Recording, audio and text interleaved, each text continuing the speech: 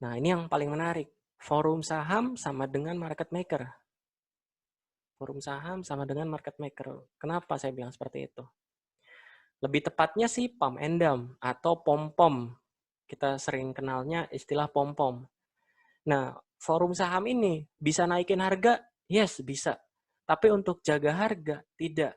Maksudnya gimana, Pak? Nih, saya coba kasih contoh. Misalkan ini, sebentar saya lagi buka Indoprimer. Nah, misalkan saham apa nih? Saham MLPL misalkan. Kan saham MLPL. Saham MLPL di sini ada 55, 56, 57. Kalau kita mau naikin harga saham MLPL itu gampang. Caranya gimana? Tinggal hajar kanan, harganya naik. Kalau kita mau kerek harga ML sampai 57 gimana? Tinggal beli semua, 7.000 lot. Totalnya berapa nih? Coba kita lihat. 7.000 lot, 36 juta. Ya sekitar 50 juta deh buat harga saham MLPL ke 57. Itu bisa naikin. Cuma pertanyaannya setelah 57, next-nya apa? Kalau next-nya nggak ada yang beli lagi, atau nggak ada yang masang bid, atau nggak ada aksi yang terkoordinasi, yang nggak bisa untuk jaga harga, ujung-ujungnya antrian 57 habis, setelah antrian 57 habis, ya udah, what's next? Ngapain lagi? Ntar pasang lagi, ada investor lain yang pasang 57 lagi. Jadi forum saham itu bisanya cuma naikin harga. Bisa cuma naikin harga. Makanya kenapa Bapak Ibu sering lihat ada beberapa forum saham yang ketika broadcast satu saham, sahamnya langsung terbang terus langsung jatuh.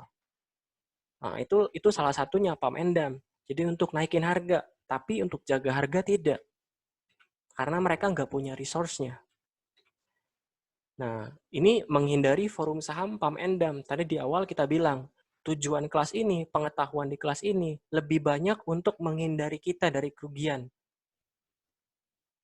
Jadi kalau prinsip saya di market, kalau lu nggak bisa untung, at least jangan rugi. At least jangan rugi.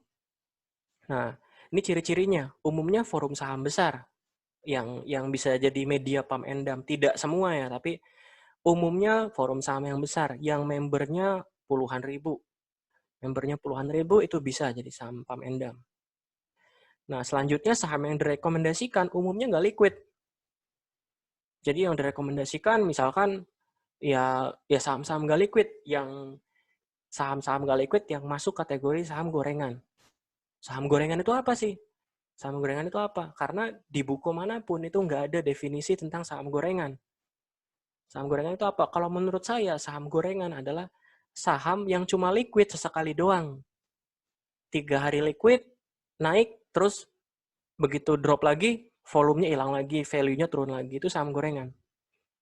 Jadi umumnya saham-saham yang direkomendasikan tidak liquid.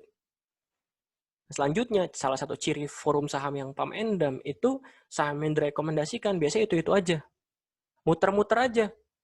Dari saham A ke saham B, ke saham C, nanti balik lagi ke saham A, saham B, saham C. Nah, pertanyaannya kenapa bisa naik? Kenapa bisa naik? Karena waktu awal di broadcast, misalkan saham ini potensi ARA 35%. Itu saya yakin, misalkan dari 15.000 membernya, dari 15.000 anggota publik grupnya, itu 100 orang beli aja, itu udah berimpact ke saham yang nggak liquid. Apalagi 100 orang ini size uangnya misalkan size medium, bisa 50 juta, bisa 100 juta, atau bisa range 10 juta, 50 juta. Itu udah cukup oke. Udah cukup ngasih impact buat saham yang nggak liquid. Nah, ketika 100 orang ini hajar kanan, harganya naik.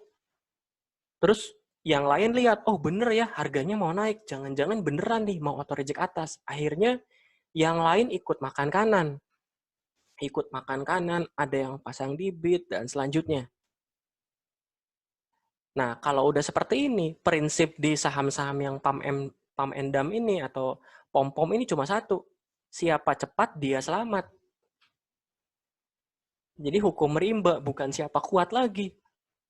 Tapi siapa cepat, dia selamat. Siapa yang gesit, dia yang selamat. Dia yang gak gesit, ya dia nyantol. Di atas, nyangkut di atas. nyangkut di atas. Nanti yang punya forum saham, ya tinggal screenshot. Saya untung sekian ratus juta di saham ini. Nah, dianya untung. Kenapa? Ya karena dia yang awal buat broadcast-nya, investor retail lain beli, ya dia tinggal jualan. Itu namanya pump and dump. Dan praktek itu memang ada di market. Praktek itu memang ada di market. Jadi hati-hati aja.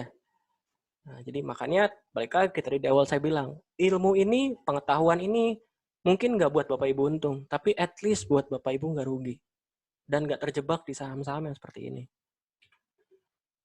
Nah, selanjutnya cara kerja market maker itu seperti apa, Franz? Nah, ini saya dikasih tahu. Waktu itu saya sharing sama seorang yang jadi tim market maker. Dia bilang, kalau mau jadi market maker itu gampang, Franz. Kamu harus bisa buat aksi supaya retail bereaksi. Udah, poinnya cuma itu. Kamu harus buat aksi supaya investor lain atau trader-trader lain itu bereaksi.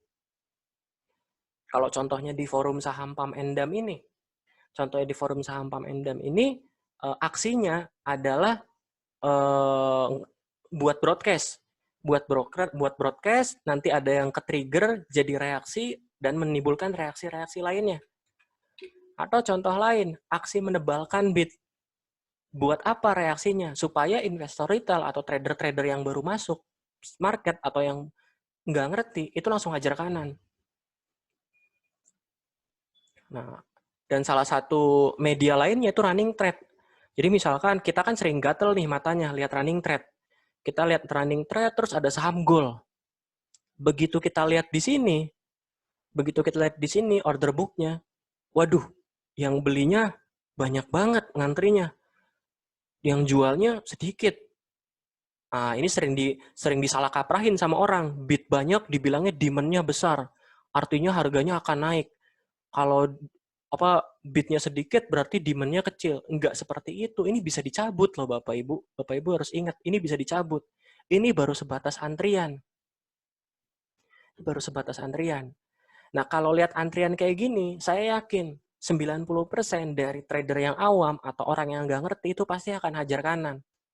Karena ngelihat ini setelah 105 habis, 11.000 ini enteng cuma 2.000, cuma 1.000, cuma 200, cuma 405. Daripada gua antri di bid yang nggak jelas dapatnya kapan, lebih baik gua makan kanan di 105 biar nggak ketinggalan. Taunya antriannya dicabut, panik, berebut jualan, harganya turun.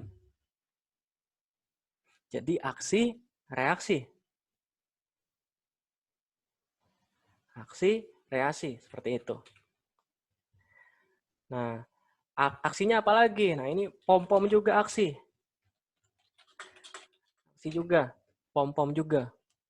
Aksi, pom-pom dengan iming-iming auto reject atas. Dari aksi itu muncul reaksi. Reaksinya apa? Investor retail, trader, pelaku pasar, siapapun itu, anggota grupnya akan berebutan makan kanan dan harga naik. Dan bukan hanya berhenti di anggota grup ini saja.